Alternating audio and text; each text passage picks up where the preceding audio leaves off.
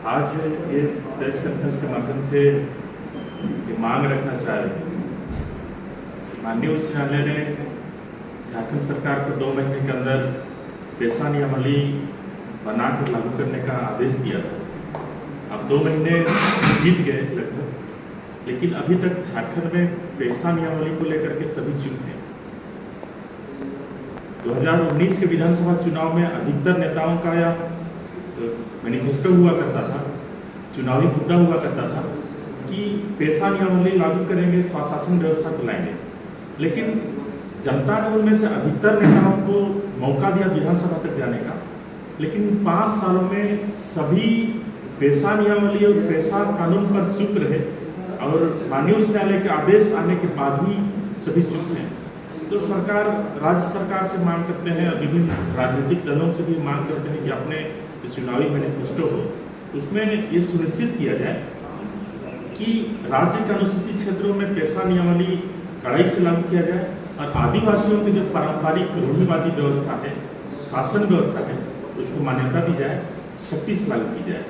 पेशा नियमावली नहीं बनने से आज राज्य के अनुसूचित क्षेत्रों में जो वनोपज है, गौण खनिज है, इन सारी चीज़ों का दोहन हो रहा है, जंगल का दोहन हो रहा है, वनोपज का दोहन हो रहा है और जो आदिवासियों की रूढ़िवादी परंपरा संस्कृति है, इसके साथ खिलवाड़ किया जा रहा है।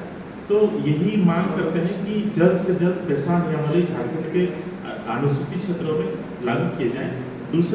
दूसरी बात है, अभी जो जितने भी नियुक्तियां हो रही है झारखंड में, ये सारी नियुक्तियां रघुवर सरकार द्वारा बनाई गई स्थानीय नीति के अनुसार हो रही है, जिसको बदला जाए और एक नया स्थानीय नीति झारखंड सरकार सुनिश्चित करे और वो ऐसे स्थानीय नीति हो कि झारखंड के जो मूल निवासी हैं, यहाँ के जो मूल निवासी हैं, उनको ही इसका लाभ मिले। अभी तक झारखंड में जो रघुवर सरकार द्वारा बनाई गई जो स्थानीय नीति है, उसके अनुसार नियुक्तियाँ हो रही है, जो बिल्कुल गलत है। और झारखंड के जो स्थानीय लोग हैं उनके साथ ये भेदभाव है, उनके अधिकार का एक हनन है।